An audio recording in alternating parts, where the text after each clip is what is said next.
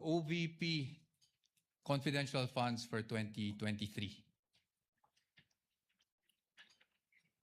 You confirm, Mr. Witness, na ang OVP confidential funds for 2023 ay nakapag-issue rin kayo ng AOMs for the first, second, and third quarter. Tama po ba?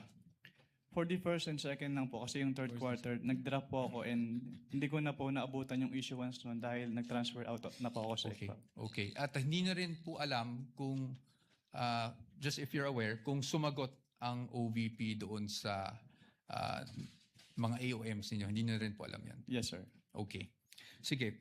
Diretso na lang po tayo sa DepEd para hindi na po tayo tumagal. Sa DepEd po, nakapag-issue rin po kayo ng AOMs. Tama? At least for the first and second quarter nung nandun pa po kayo. Yes, sir. Tama po. Apo. And kanina po, pinag-uusapan po natin yung mga disbursement vouchers ng DepEd. Kung saan natukoy nyo doon na hindi compliant dahil MOOE yung nakasulat sa disbursement vouchers. Tama po ba? Naalala niyo po yun? Sinagot ko lang po yung tanong ni Attorney Lorna kanina. At ang sagot niyo po, natatandaan niyo po ba yung sagot niyo? Ay MOOE siya at hindi confidential funds. Yes po. Now, Mr. Witness, I will show you a page of the General Appropriations Act. Can I have that copy?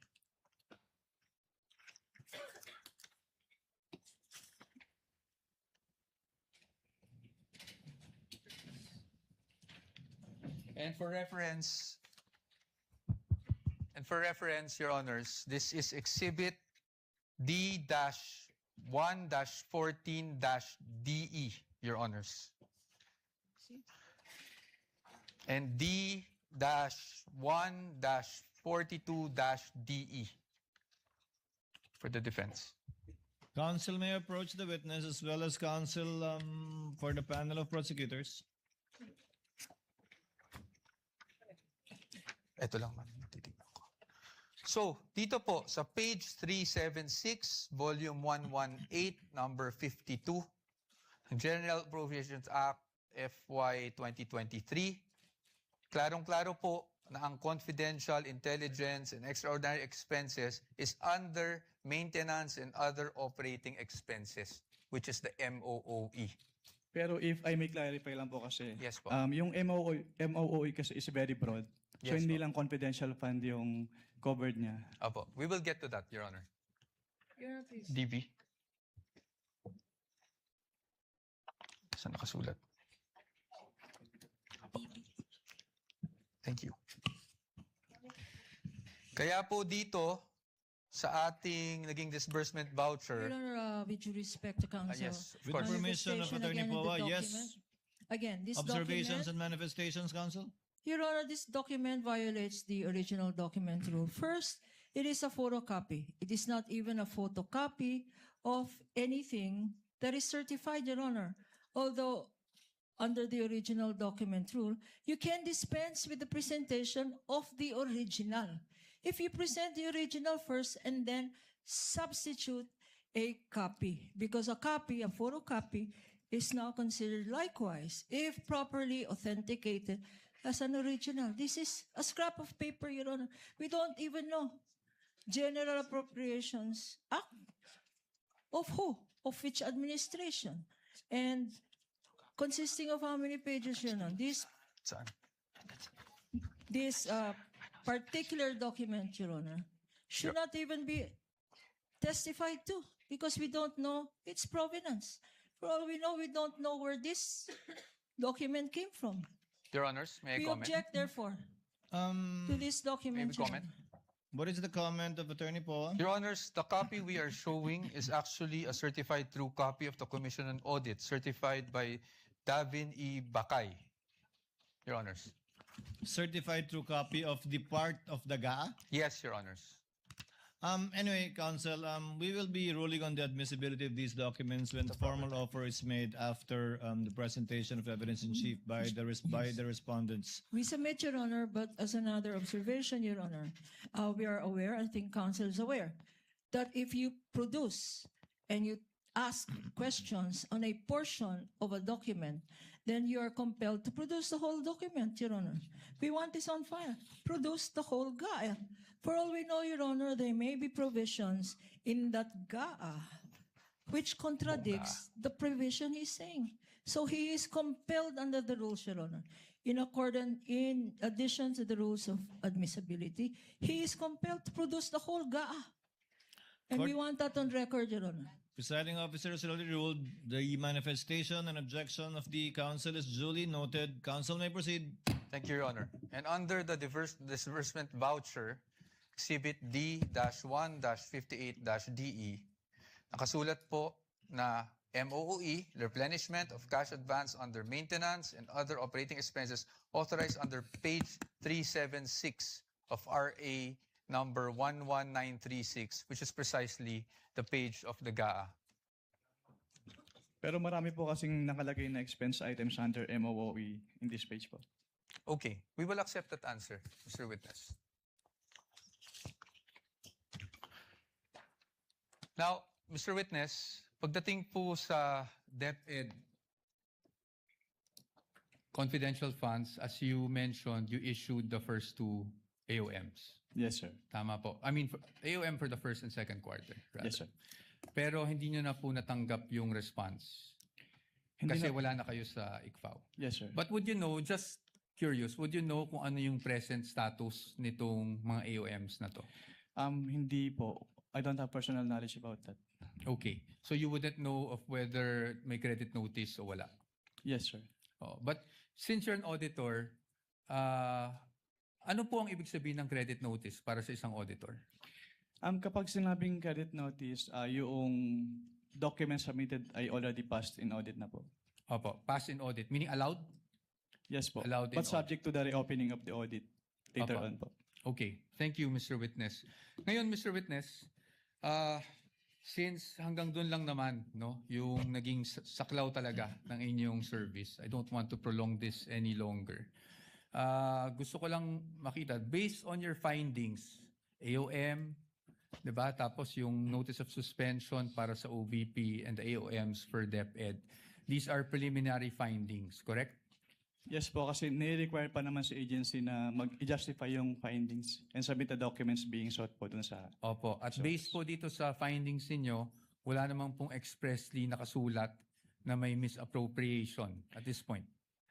Actually, yung presumption of misuse kasi nasa item 8.3 na kapag hindi nag-liquidate or failure of liquidation of the accountable officers upon due demand shall be a prima facie evidence that such fund has been put to I am- personal benefit or misuse.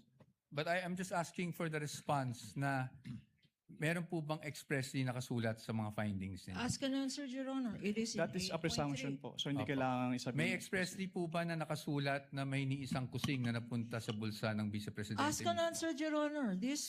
Wait, don't answer. Uy.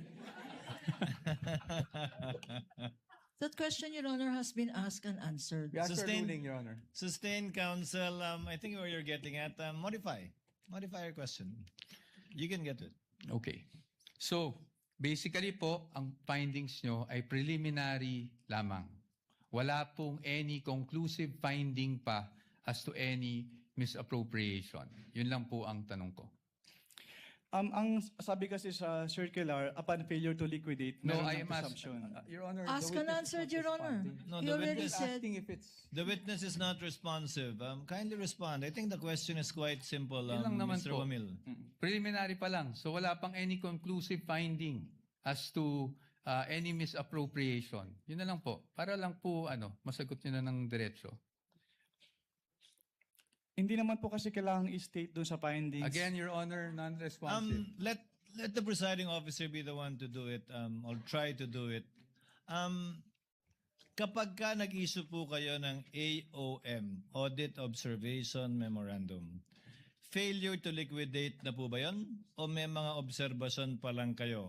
Kailan masasabing may failure to liquidate na? No? Pag may notice of disallowance na, notice of suspension, o AOM pa lang?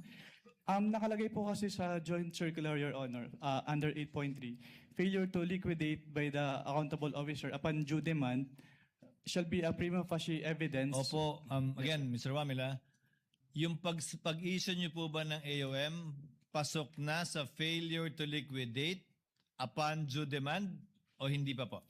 Hindi pa po sa AOM, Your Honor. Kasi wala pong due demand sa AOM. Yes po.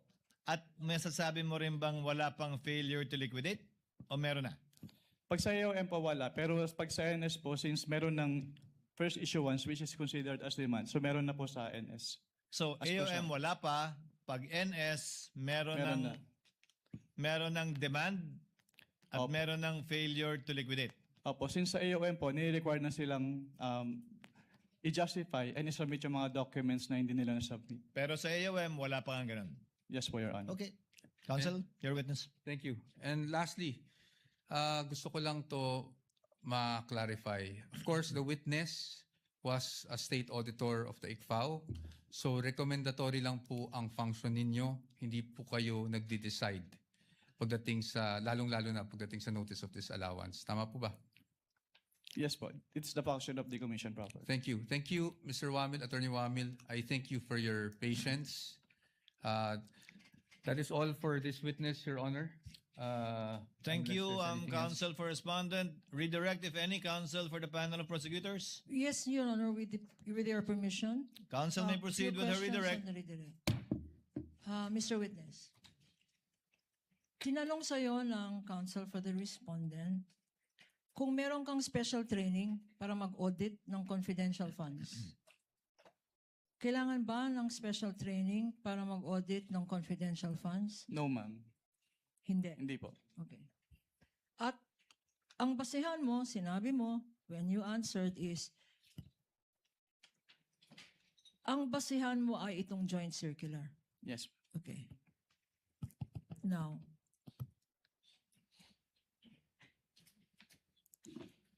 tinanong sa'yo ng counsel kung alam mo na ang Office of the President ang siyang nagbigay ng grant.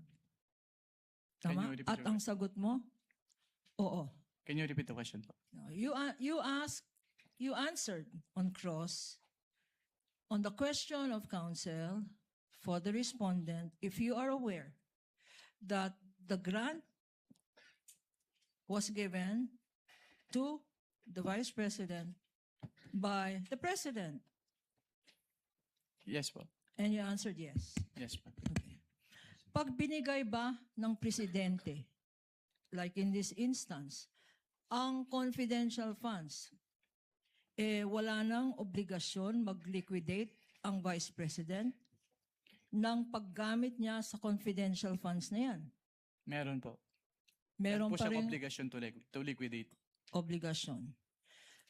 Pag-grant ba ng Office of the President, exempted na ang Vice President na mag-submit ng Your mga Honors, dokumento. Your Honors, Counsel for that's respondent. That is leading. Redirect, Your Honor. This counsel opened Not the door. covered by cross, even, Your Honor. Yung Your Honor, exemption. counsel opened the door. Counsel opened the door to this line of questioning because he said a grant was given by the President. Objection is overruled. Witness may answer if he knows. Kung alam mo, Mr. Wamil, pakisagot po yung tanong ni Attorney Kapunan. Can you repeat the question, ma'am? Ang grant ba ng ang grant ba ng confidential funds ng isang presidente to a vice president, this president in particular, to the vice president, does it exempt the vice president for accounting for the use of that confidential funds under your joint circular? No po. Okay. So kailangan pa rin, sinasabi mo, na compliant, mag-comply. Opo, kailangan Hindi pa rin. lang ang Office of the President. Kung binigyan rin ng grant ang Department Secretary of Education, kailangan rin. Yes, ma'am. Bakit? Ano ba ang nature ng pondo na yan? Pera ba yan ng Presidente? Since ang confidential fund po ay public fund, so kailangan pong ma-properly account. So kailangan nilang i-liquidate properly and completely yung kanilang cash advances from the confidential fund. So ang sinasabi mo, at nasa rationality ng Joint Circular, Section 1, public funds, public accountability, public officer. Tama? Opo. Okay, walang exemption. Hindi exempted si Sara Duterte para mag-account. Yes, ma'am. Sinabi rin,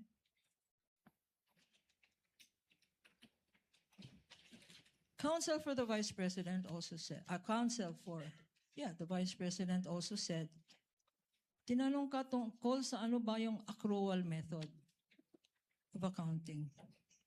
Pakiulit, ano yung accrual method? So under the accrual method po, the expenses is recorded upon incurrence and not upon payment po.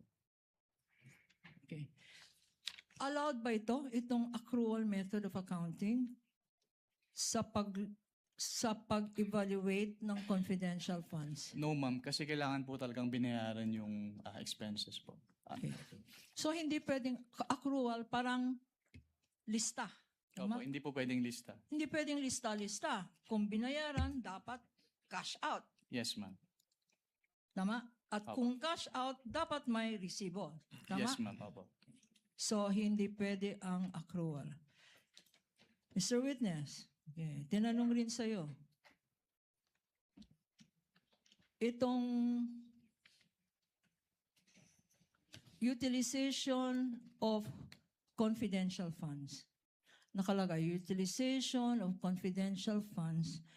Tinanong sa'yo ng counsel, hindi ba dapat confidential rin?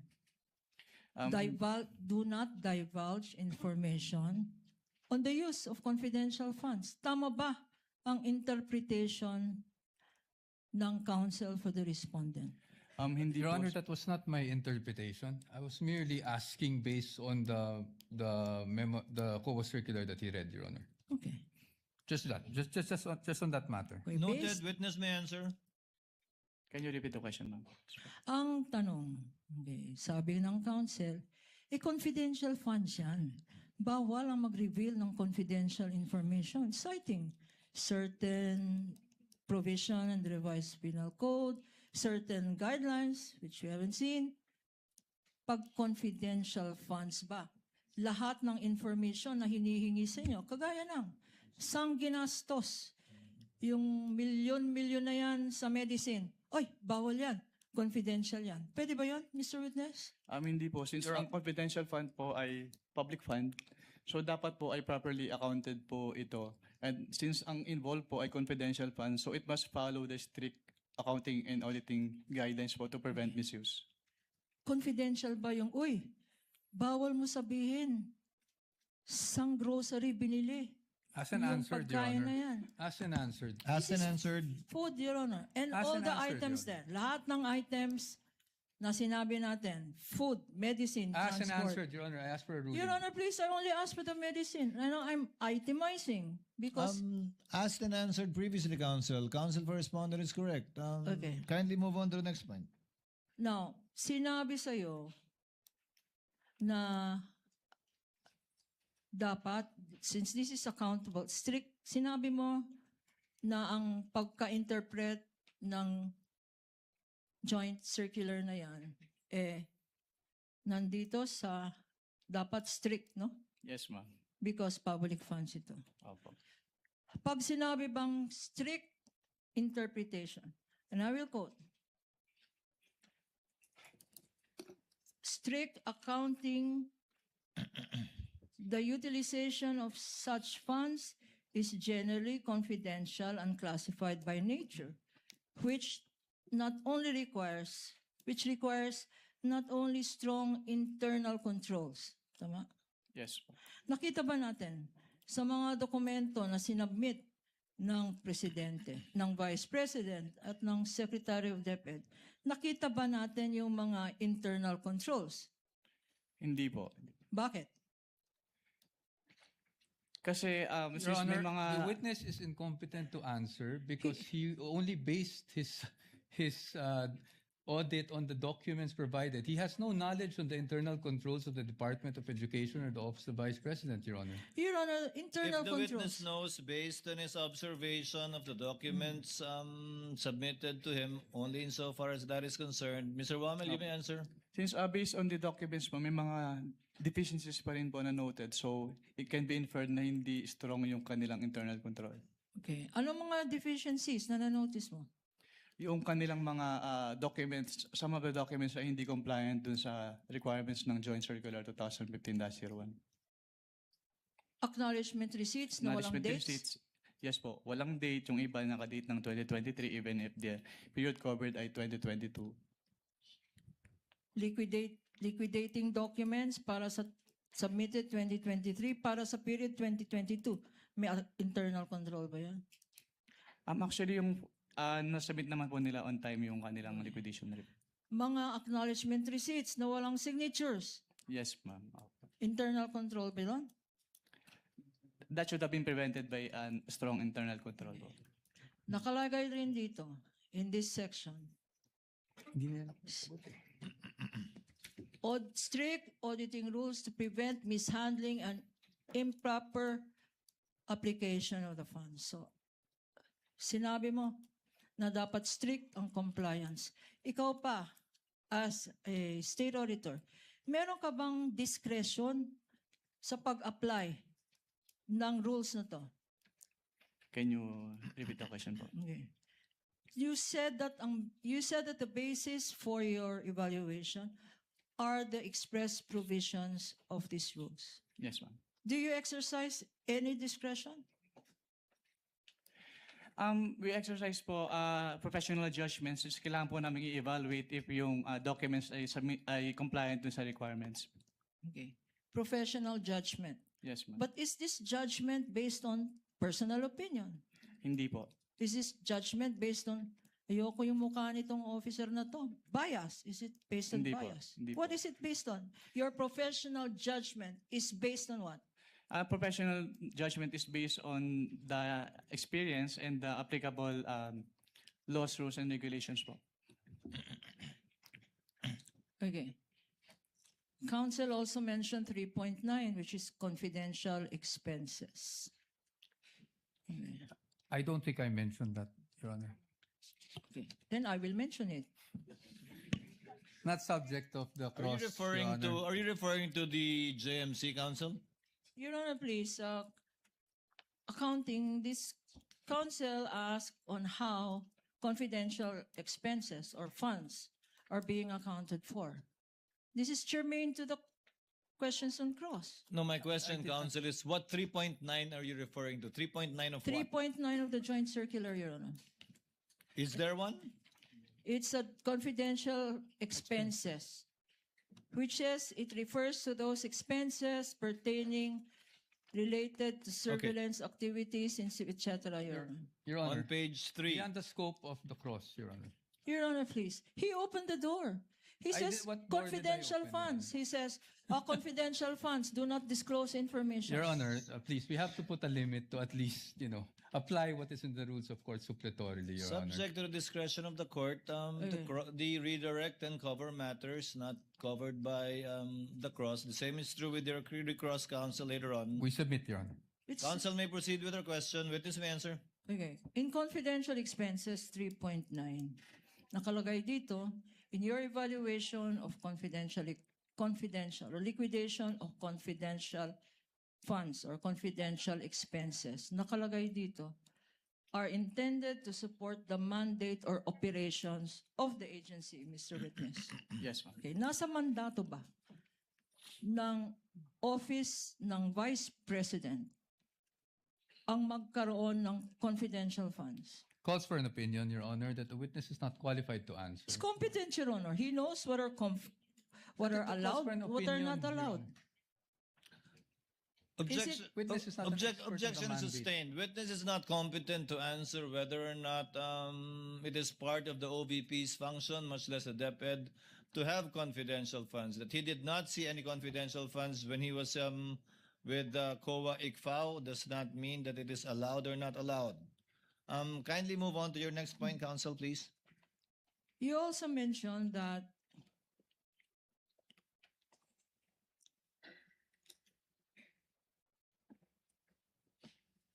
you were asked about 4.2, correct, Mr. Yes, Your Witness? I confirm that. And in 4.2, it says there shall be supported with physical and financial plan. indicating the proposed amount allocated for each program, activity, and project. Yes, ma'am. Okay. Ito ba ang sinabi ng council pinakita naman sa iyo yung dokumento. Bakit hindi mo why are you saying that there is no indication of what these projects are? What the disbursements pertain to? And what the confidential expense is based on? Why did you say that there is no? Dahil hindi po naka-indicate dun sa kanilang physical and financial plan yung specific confidential activities.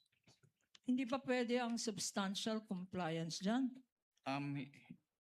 Kasi ang requirement po ng joint circular ay strict compliance. Strict, hindi substantial. Okay. Yes, ma'am. Now, in 4.8.5,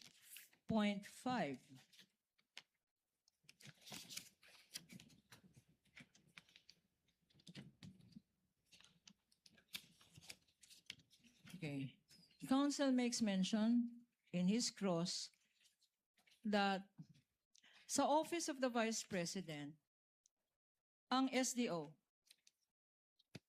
Senior Disbursing Officer, Special, SDO IC Acosta, tama?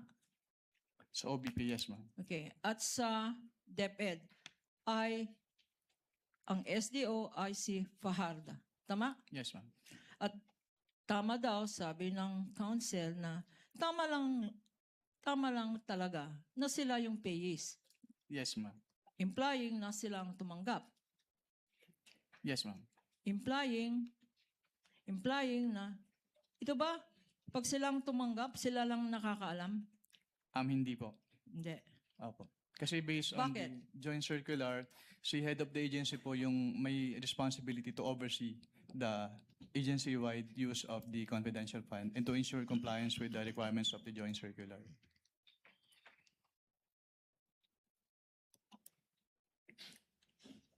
Sino ang boss? Sino ang head of agency ng Office of the Vice President? Si Vice President Sara Duterte po. Okay. At nakalagay dito sa Senate na provision 4.8.5, nakalagay, as among the requirements, approval by the head of agency. Tama? Yes, ma'am. Ito. At nakita naman natin sa mga documents na present natin, lahat may approval ng head of agency si Sara Duterte. Tama? Yung accomplishment report, yes, Sa ma'am. accomplishment report. Hindi lang sa OVP, sa DepEd. Yes, Meron nakalagay, approved, attested, certified, correct. Sino?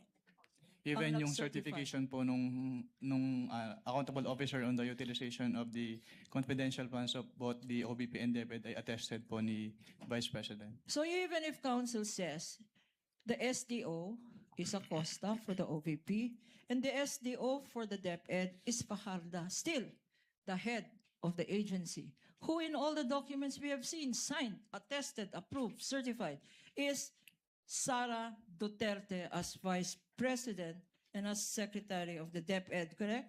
Based on the documents, yes, ma'am. Okay. On 8.3, tinanong sa'yo, conclusive ba? 8.3, you mentioned prima facie findings. Tinanong sa'yo, is this conclusive? Hindi po. It is prima facie po. Pero miski na prima facie findings, meron bang presumption? Is there a presumption of innocency? Is there a presumption of guilt? As a matter of fact, expressly says, there is a presumption of misuse and that it is used for personal benefit. Tama? Based on this provision po, yes, ma'am. And so far, unless proven otherwise, that presumption still holds. She is presumed to have misused or to have used it for personal benefit, Mr. Witness, correct? Yes, ma'am. Based on 8.3, correct? Yes, ma'am. No further questions, Your Honor. Meron pa daw. Counsel Recross. Recross just 2 points, Your Honor. Just two Counsel quick points. I don't Respondent may want to proceed. prolong this. Unang-una sa lahat po, ukol po doon sa acknowledgement receipts. Pagdating po sa mga undated na nabanggit nyo naman at nasa report nyo naman, you would confirm na sumagot ang OVP pero hindi nyo niya inabutan ang sagot or meaning hindi nyo na alam kung sumagot man ng OVP doon sa notice of suspension. Yes po, hindi ko naman naabutan yung So probably for another witness. Ngayon dun sa unang sinabi po ng kagalang-galang na si Attorney Kapunan sa pagiging exempt, ni minsan ba humingi ang exemption sa inyo ang Vice Presidente sa audit ng kanyang confidential funds? Ang humingi po ng, actually, meron nag-request po na kung pwedeng audit query na lang Opo. yung i-issue instead of Opo. AOM. So, But hindi parang po exception exemption. po yun dun sa provision ng Joint Circular na AOM yung i-issue. Ang exemption po yung tinatanong ko. Just an exemption on the audit itself. The conduct of the audit, meaning nag-submit po ba sila ng liquidation reports? Yes po. Nag-responde po ba sila sa AOM nyo? Yes po, pero hindi pa rin po sila compliant dun sa requirements. No, Your Honor, I'm not asking that. I'm just asking for nag-submit ba sila? Did they respond to your AOMs? Not Nag-submit covered pero by hindi the po full Director, yung Your Honor. submission. So they did not ignore your AOMs. At Pero least hindi kasi pa rin po AOM lang. full submission yung ginawa nila. The Your Honor, not question, responsive to witnesses, Mr. Wamil, is did they submit a response? Whatever your evaluation of the response, complete or incomplete, is another matter. Yes po, Your Honor. They submitted the response po dun sa AOM. So they That's all. submitted a response. That is all for recross, Your Honor. Again, Mr. Witness, thank you for your patience. Thank you. Papasalamat With the din ako. permission of our colleagues, it's 2:30.